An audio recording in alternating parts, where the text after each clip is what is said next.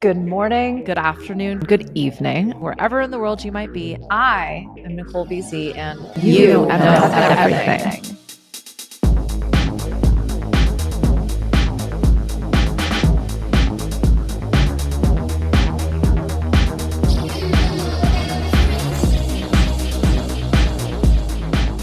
Hello. It is the last episode of the worst year I've ever been through. Welcome. I don't know if I've ever been more excited for an episode. And do you remember when I used to say that at the beginning of every episode? Yeah, that's what this year did to me. It sapped the actual joy in life from my everything. And this episode was inspired. I will share the link, especially on YouTube. I will share the link in the show notes. Somehow the algorithm shot across my bow this Frank Zappa montage of interviews that he's done. And it was titled something around the lines of his Zappa's creative genius. But the first segment in it is him talking about how you create art within this world that is hyper-focused on business and capitalism. And this is something I have asked myself throughout my entire career. I don't know if I've ever kind of given y'all like the play-by-play origin story. I've done a lot of orbits around the sun at this point, so it is a long story. You might have to go like back to the back, which I don't actually recommend. Those early episodes were art for art's sake. I mean, they continue to be so, but I answered an ad in a newspaper. If I didn't just date myself, this was the late 1900s, and I essentially was applying for the job to be a secretary. I was the first employee of 6 very influential, very inspired people who were approaching art and business in a way that nobody else had at that time. It then became the blueprint for the quote unquote music industry, which then of course evolved into the monstrosity that it is now. And there's that famous Hunter S. Thompson quote that goes something, I'm going to butcher this because I'm shooting from the hip here, but the industry was full of thieves, liars, and bastards. And then there was the business side of things, something to that effect.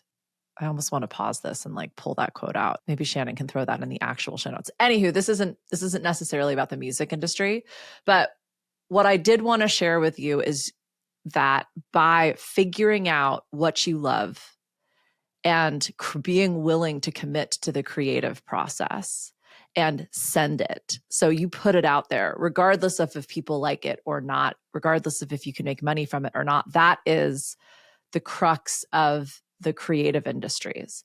Now, based on the way we've all kind of been programmed and this concept of materialism and monetization, and you can't bypass capitalism, my friends, that's a Jessa Reed quote.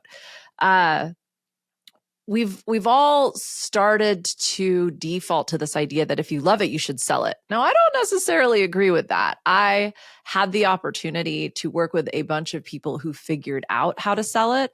That was not necessarily their art, my friend. That was what they recognized as something that people would value. And therefore, they discovered a process by which they could recreate it over and over and over again. If you love it and you make it your full-time job, it is work. And that changes the dynamic, and not in a good or bad way. It's just different. If you're asking people to work with you, for you, on your art, that drastically impacts this entire process. Now, for those of you who don't know, Frank Zappa is one of the most prolific creators of our time. I use that term loosely because it's a few generations are going to be rolled up into that. And the way he figured out how to do what he loves and also make money from it was very, very unique at the time. But the way he talks about how he approached this, I found to be completely and not just inspiring, but like totally up my alley. It's the way I've always thought about music and art and the business of art, right? And for a lot of people, those things they're mutually exclusive. Art and business should never coexist. Yet here we are, once again, holding this paradox, right? And so I am by no means a Frank Zappa expert. I welcome anybody who watches this episode to comment with fact checks, to at me about what I got wrong. I will absolutely include that. The next episode, for the first episode of the new year, is going to be all about pro creating, as in how can we take a very proactive approach to creating.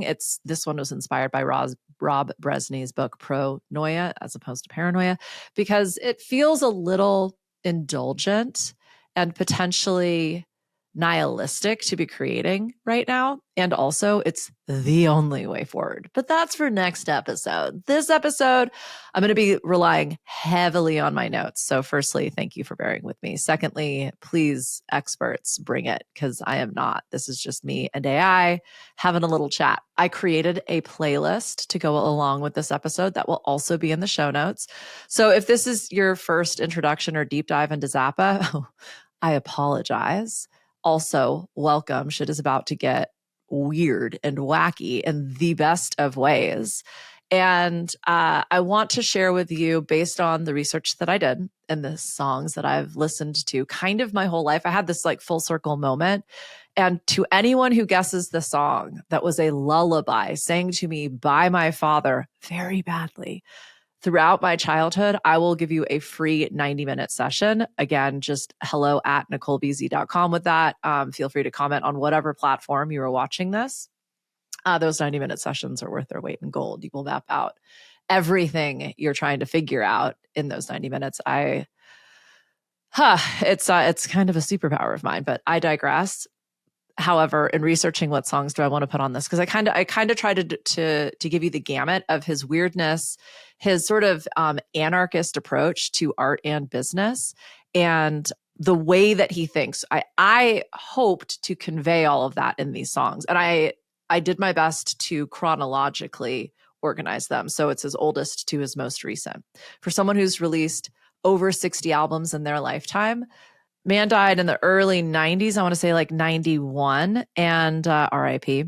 Released first album in the late 60s. So we're talking like a 30-year, I don't even want to say professional span of time, because I mean, knowing Zappa, he was probably recording up into the bitter end, but that's approximately 30 years. And he personally released about 60 albums. There were 7 that were released posthumously. So that's fucking insane for anyone who has done anything to do 2 full-length albums every year-ish, but that's on average to hit that number, mind-boggling. So if you are a creative entrepreneur trying to navigate the actual madness of this modern life, Zappa's voice rings truer than ever. He wasn't just a musician. I believe he was an anarchist. He was a provocateur. He was a philosopher. He was a cultural commentator. And in the arts as well, there's this little conundrum. Does art drive culture, or does culture drive art? And this is inarguable, in my opinion. In Zappa's instance, Zappa drove culture. He defied every rule in the book to create his body of work, and it continues to both inspire and challenge us today. So by the end of this episode, I will have taken you through a roadmap to success a la Zappa. Ideally, we're balancing art, individuality, and commerce, entrepreneurship, right?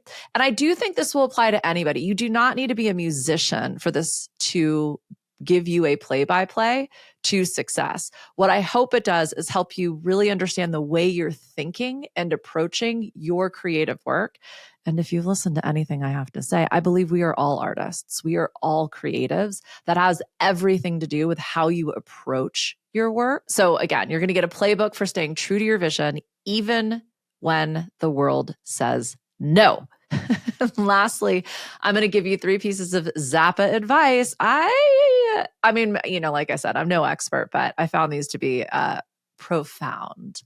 So prior to getting into the nitty gritty here and these little breakdowns, let's just get into the world of Zappa.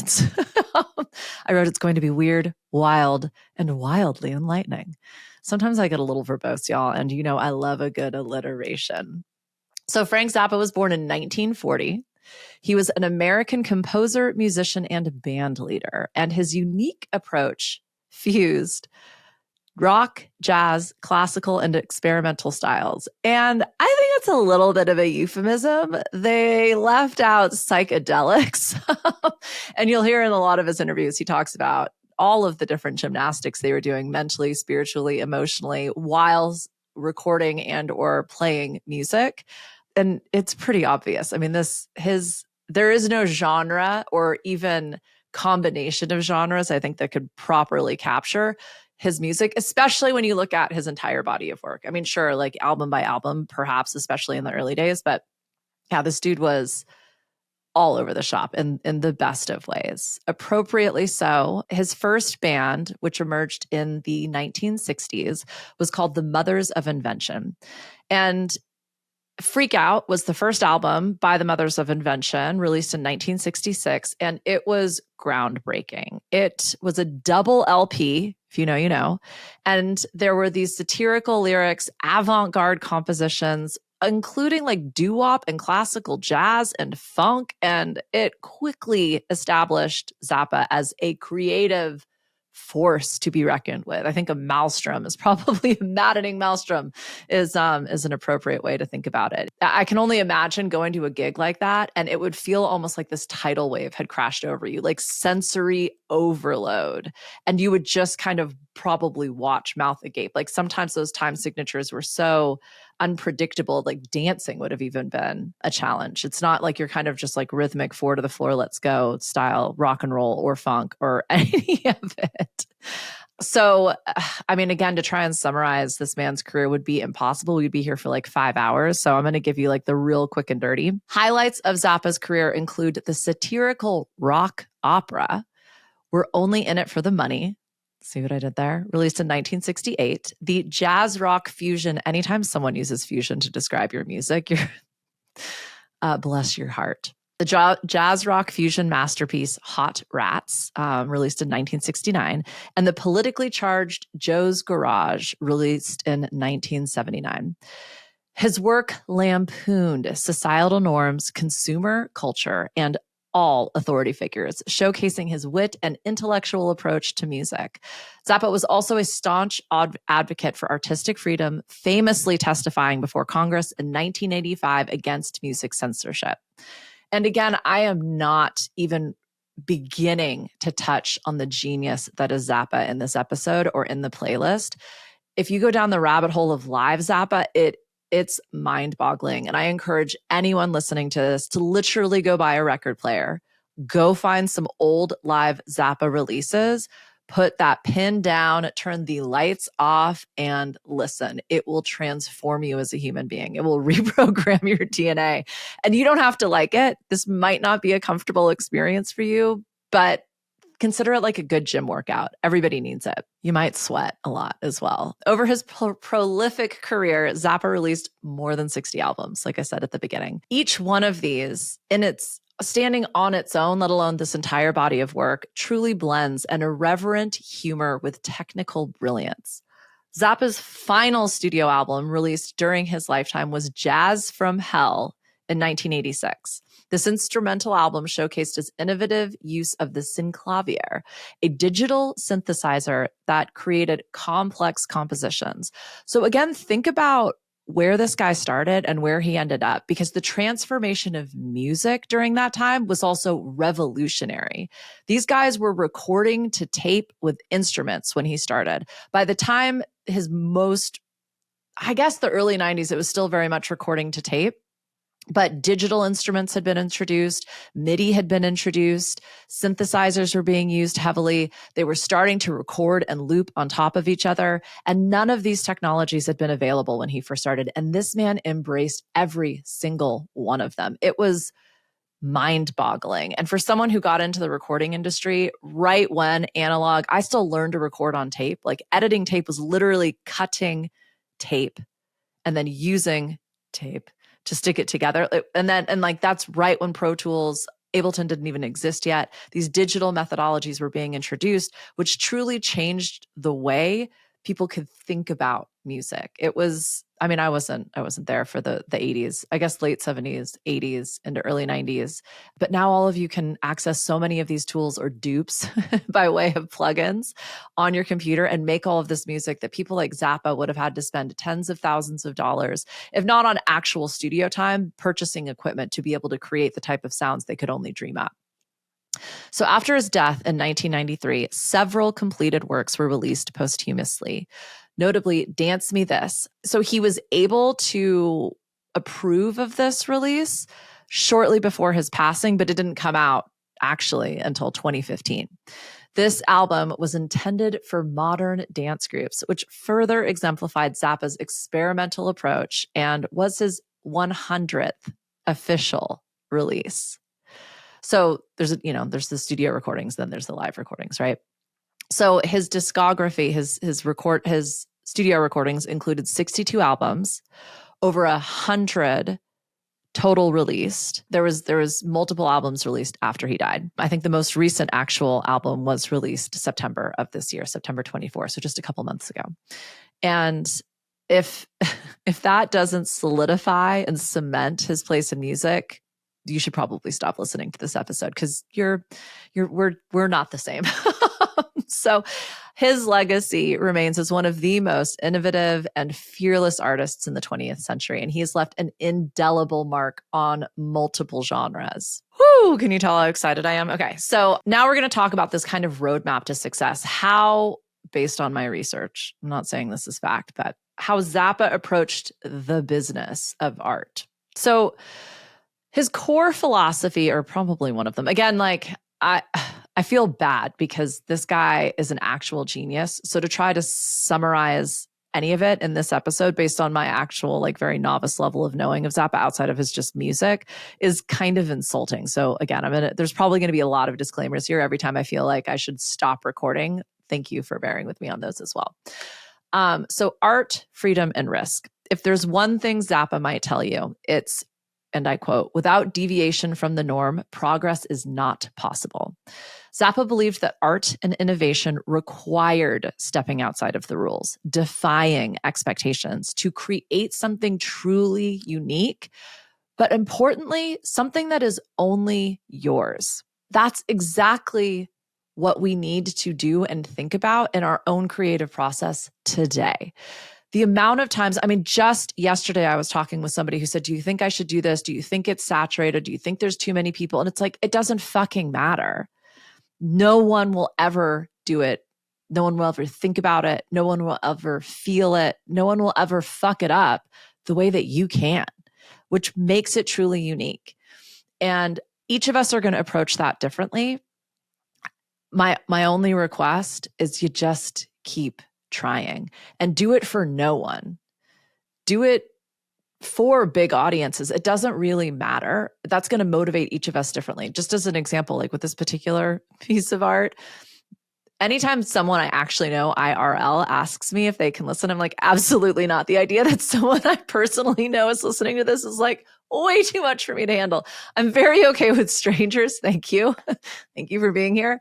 And I don't know why. That doesn't matter. I make this for me because I get so much joy out of it, but also it gives me this consistency and this orbit in my own life that I continually get to come back to. That has actually been a real foundation and structure for me to just curl up in a fetal ball and rest upon. So anywho, I digress. Create because it will help you find you. Learn all of the rules and then please, my friend, absolutely break each and every one of them. You're probably going to come back to a pretty happy medium with that. Secondly, staying true to your vision. Zappa once said, quote, "A mind is like a parachute. It doesn't work if it's not open." End quote. For Zappa, creativity wasn't about playing it safe. He constantly pushed boundaries musically, politically, and culturally. He was not afraid to upset, hurt some feelings, lose some friends, say some outrageous things. And in fact, he recognized that was one of his superpowers. He wasn't afraid. He consistently offended, experimented, and failed. This is the energy of 2025, my friend. Just fucking try it. We do not know what's going to happen next. If 2024 taught us anything, the plot twists are abound. And the thing you're worrying about, the thing that hasn't happened yet, probably not going to be the thing that knocks you off your rocker. The things that happened before, I love this idea that we should learn from our past 100%. History is not repeating itself. It's rhyming like some fucking dirty ass rap, but like it is a wild, wild time to be alive. Stay true to your vision and be open. What that means is things are going to change. You are changing and evolving every minute of every day. Full permission to change your mind. You can be absolutely resolute in something you're declaring as fact 5 minutes ago. And as soon as you say it, realize that's not true. And I'm going to change my mind. I invite you to do that with a little bit of awareness, potentially some humility, but you do you, boo. Stay true to your vision and recognize as you move through this world, literally what you set your sights upon will change. So will you. That's okay. Embrace the journey. And in regards to Zappa's business savvy, something you might not know is he wasn't just an artist. He was a very, very shrewd businessman. Like I said, the outlandish quotes, the breaking of rules, the trippy performances, the offense that he often brought with him or left in his wake after his gigs, he knew that all press was good press. He started his own record label because he didn't want to work with traditional music executives called Barking Pumpkin. I encourage you to go down that rabbit hole. But why...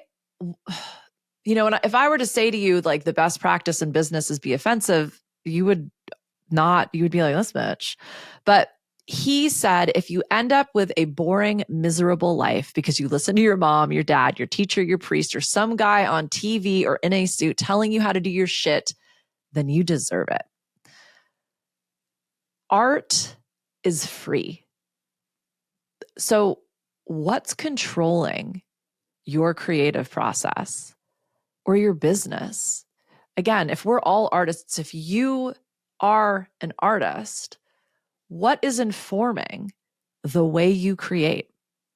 Are you letting the algorithm, the critics, either real or imagined, or the quote unquote competition dictate your direction or how you create? I can hear some of you screaming at me, yes. I've absolutely done that as well. I am by no means suggesting I'm outside of this inquiry, but it's a really, really powerful inquiry. Maybe listen to that playlist and then come back to this. So yeah, I don't know what minute we're going to be at when you're listening, but like 20 minutes in, ask yourself those questions again. Who is controlling my art? Why? So what not to do? Zappa's warnings for creatives. And believe me, Zappa was just as much about telling you what not to do as he was about offering some creative ways of approaching life and work.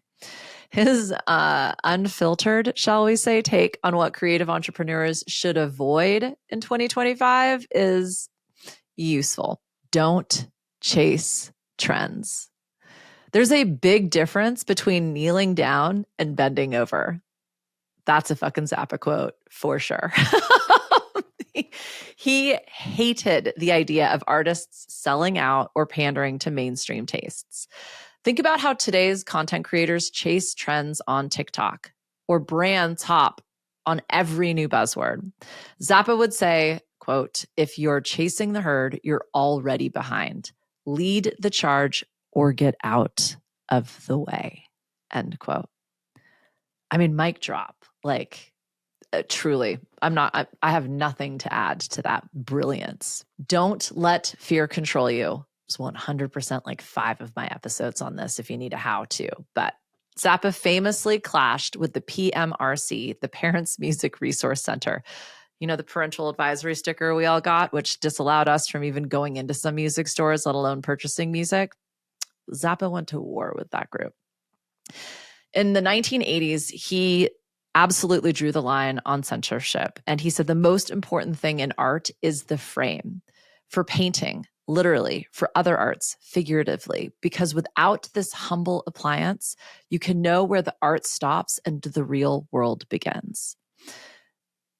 This advice applies to failure. So what Zappa is saying is we should all have parameters within which to play. But within those parameters, we should be able to do whatever the fuck we want.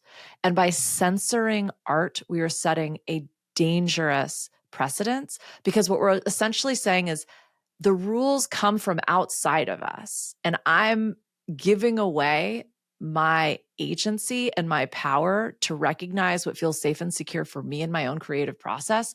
And also how someone engages in my art is not up to me. If they feel unsafe or insecure, they should stop engaging with it. It's that simple. If you don't like this, hit stop. If you don't want to engage with me on a platform, like swipe left or whatever it is. Zappa would tell you, don't fear it, don't frame it, don't define it. Failure isn't the opposite of success. It's the frame that helps you see your art and efforts more clearly. That's a quote as well. I'm gonna say that one again because it's pretty damn good. Don't fear it, frame it, define it. Failure isn't the opposite of success. It's the frame that helps you see your art and efforts more clearly. Lastly, and this is definitely like with everything, I actually say for sure. But with all words, just recognize we're just trying to describe something that makes sense to the speaker. And I encourage you to find the words that help you understand the concept that is being conveyed here. Not my specific literal explanation, but how this lands with you. Because this third point is don't be lazy. Now, if you look at a lot of artists laying on a couch, staring at the ceiling, twirling a piece of hair, thinking about their work, it will look lazy. Artists, I think, have been generalized and stereotyped as being lazy because their work looks different than a proper worker bee who's willing to go into some office for 12 hours a day and sit in front of a computer and tip tap away. It's not to say that there's a lack of whatever your definition of the opposite of productivity, right? Like it's just different work. So when I say don't be lazy, I'm not saying like don't sleep or don't take time to percolate on your ideas and inspirations or don't not work on your art 24/7 because that's I don't know a lot of people that get to do that. I definitely know some, but that's because that's what works for them in their creative process. Quote, most people wouldn't know good music if it came up and bit them on the ass, Zappa once quipped. He had zero patience for mediocrity or laziness. But Zappa's definition of mediocrity and laziness is going to be different than yours. You know everything. So that's like, again, you're going to know what it feels like when you're being lazy. And sometimes we all need to be a little lazy. No judgment. But Zappa would be the drill sergeant kicking your creative ass, being like, are you working or are you disassociating right now? Creativity takes discipline. That's another word there. Ritual, practice, commitment, consistency, whatever the word is you want to use, apply it. This is one of the reasons I believe we're all artists. Creativity is a skill. I think I did that for one of my earlier episodes, my earlier like end of year opening episodes as well. Like how like this trend of like science and then creativity and how that kind of informed all of us and all of our parents' willingness to let us actually indulge in, AKA practice the arts. I digress. But creativity does take discipline, practice, consistency, a commitment, a willingness to say yes on a fairly regular basis. If you're not putting in the work or time to make your art or business excellent, Zappa would tell you, quit wasting your time. And that's the thing. So many creatives have this, let's call it PTSD, because they don't finish every project. They're flaky or flighty. They don't stick it out till the end. And that is obviously externalized feedback because only you know when something is completed. That might not be you finished it. That might be you moved on. You have full permission to do that as an artist. And when you have indulged in something to the point where you feel like you are complete with it, please move on and continue to create. The amount of half-finished canvases in a painter's basement, the amount of unfinished words and writings and manuscripts in a writer's hard drive, like the amount of undone sculptures and pieces of wood and art, or just found objects in a sculptor's backyard, like it's kind of the whole point. And what I have learned over 25 years in working with creatives is it is firstly premature to think that just because you finished something, it's ready to be birthed into the world. But secondly, so many of those undone, unfinished projects, it's just not their time yet. And when you are willing and able to work with that serendipity and that timing, Gay Hendricks calls it conscious luck, to truly bring in what is ready to be released, you would be very fucking surprised. One of my more favorite, more recent examples of this is The Queen's Gambit, that Netflix TV show. The writer for that had shopped it to over 100 platforms and networks before it made it to Netflix and then became the #1 episodic series on Netflix that year. 100 times. Why? Because the world was not ready for that production. There wasn't a platform that could publish it. And it just took as long as it took to then become one of the #1 pieces of art in its little genre. So big genre. Just remember that. Okay. So here's a little blueprint. I called it Zappa's Blueprint for Success in 2025. That one was probably not ready to be released, but here we are releasing it anyway. Zappa would say, be your own label, be your own distribution network, be your own boss. Own it. Own your platform. In a world of Substack, Patreon, Web3, social media, hosted websites, creatives have more tools than ever to take control of their work.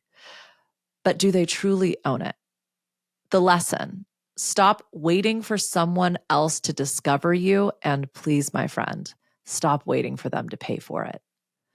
Discover yourself and bring your audience along for the ride. More now than ever, people are investing in authenticity. And that sounds kind of cheesy, but I don't know that when I think about the artists who I know who've built worldwide success, they did it using their freaking phone. They did it in their bedroom. They did it on the side of the road. They did it while they were homeless, while they didn't have health insurance, while they didn't know how they were going to pay their bills or have a car or have any fucking support from their family. And not because this created some artistic, inspired story, but because they wanted to create more than they cared about all of that other bullshit.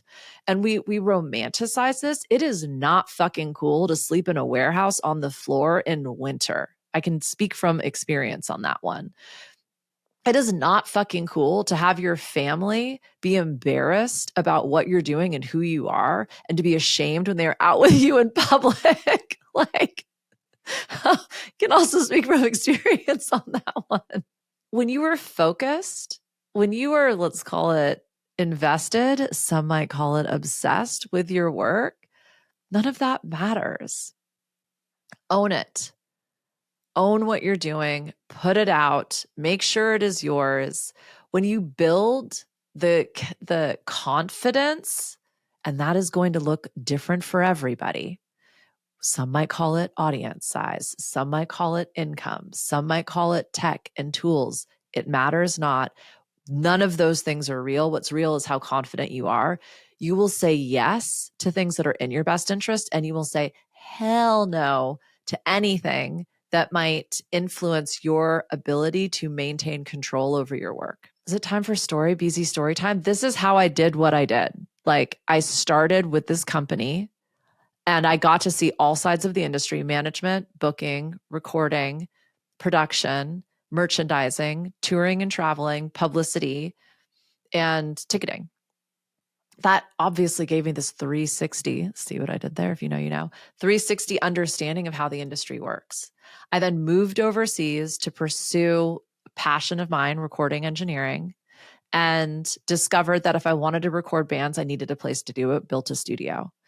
Discovered if I wanted to make enough money to keep the studio open, I needed to be able to charge more money, which means these artists needed to be of a higher caliber, simply to attract artists who knew how to play their instruments to that studio.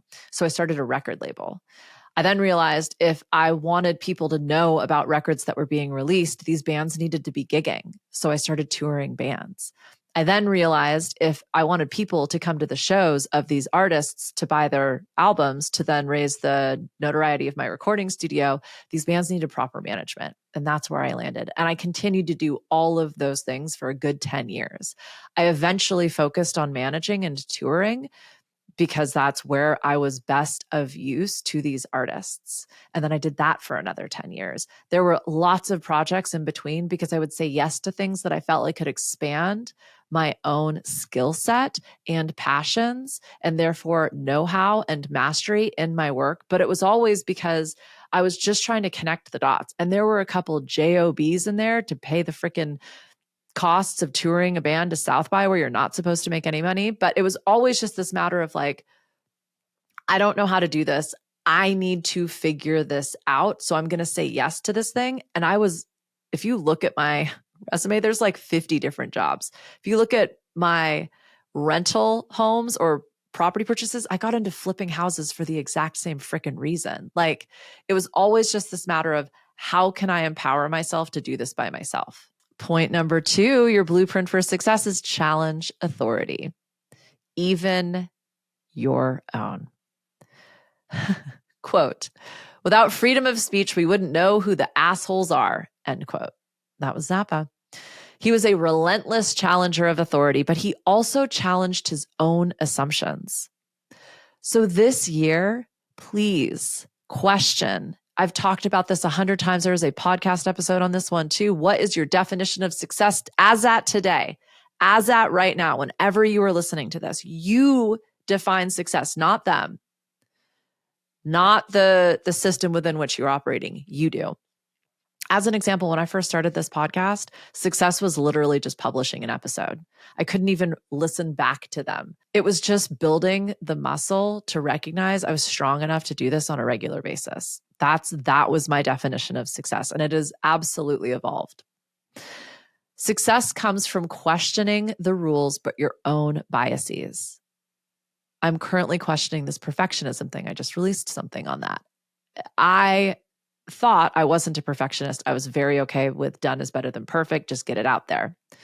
I recognize now that perhaps perfectionism is so ingrained in my standards that I would not get out of bed every morning if I tried to realize them. So I just pretend like they don't exist, and they are 100% there. That is my bias. Please, my friend, after this question, hit pause and contemplate this little doozy.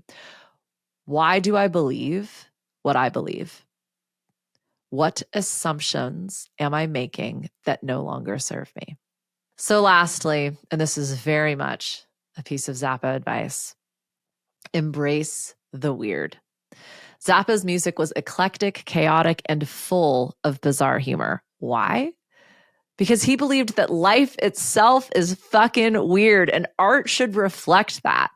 In a world obsessed with perfection and production and pretty and aesthetics and stock standard structures and rules, Zappa would tell you, lean into your quirks. Weird is where the magic happens.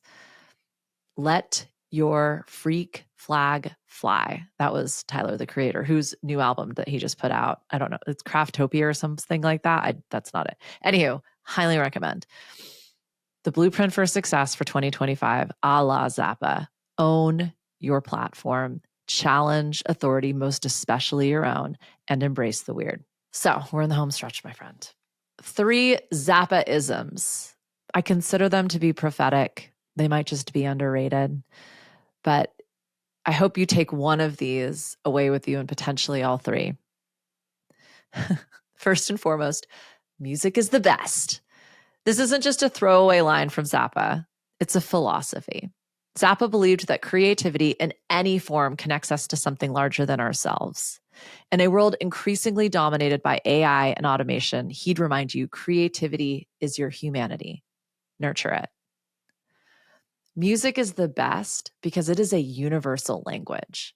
There are so many rules and structures within music that as soon as you get outside of your genre or culture are completely turned on their head.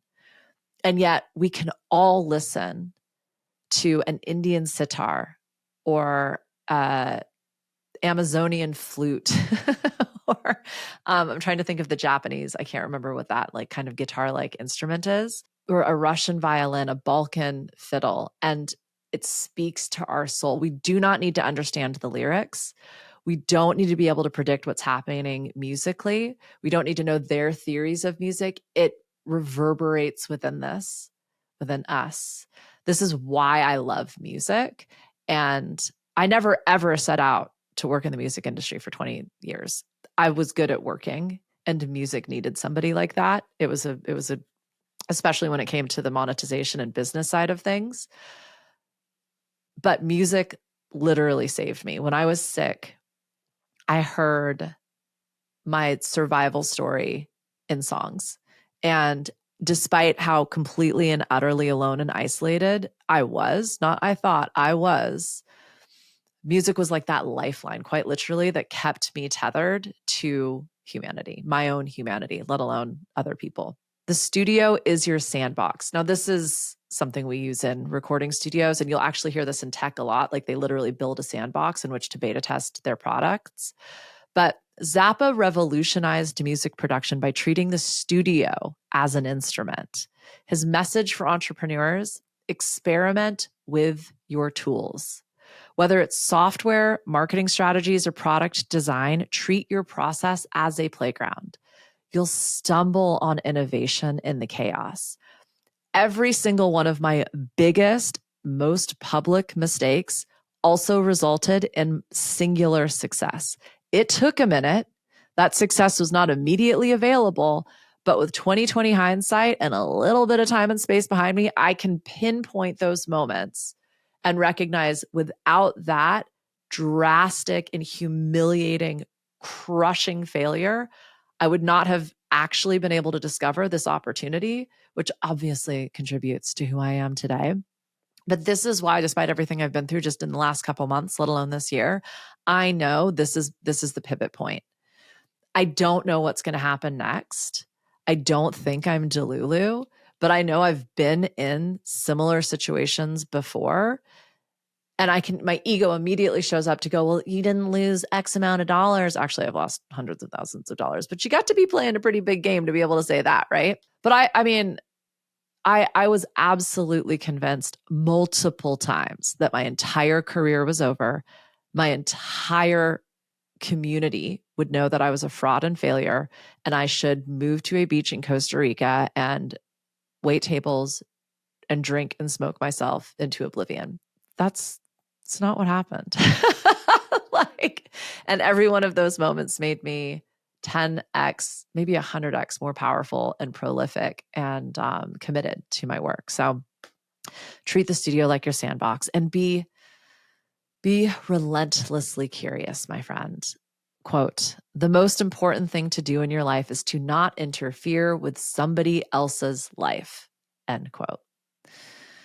Zappa modeled an insatiable curiosity about the world. He read voraciously. He studied different cultures. He explored every corner of music, not only in his own musicianship or production, but consumption and partnership.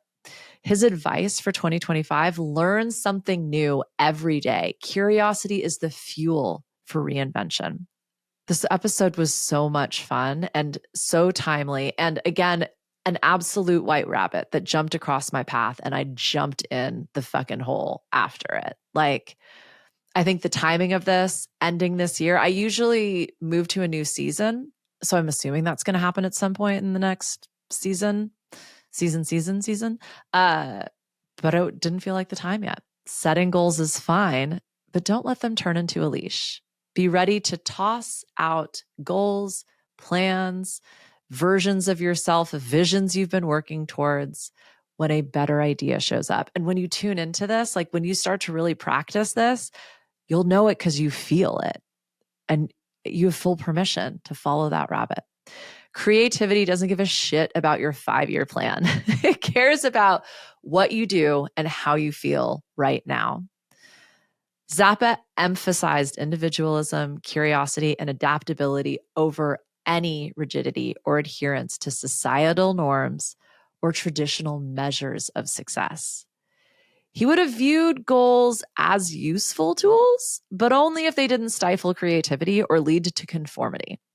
For him, the journey of exploration and pushing boundaries was far more important than the destination. Zappa was more than a musician. He was a prophet.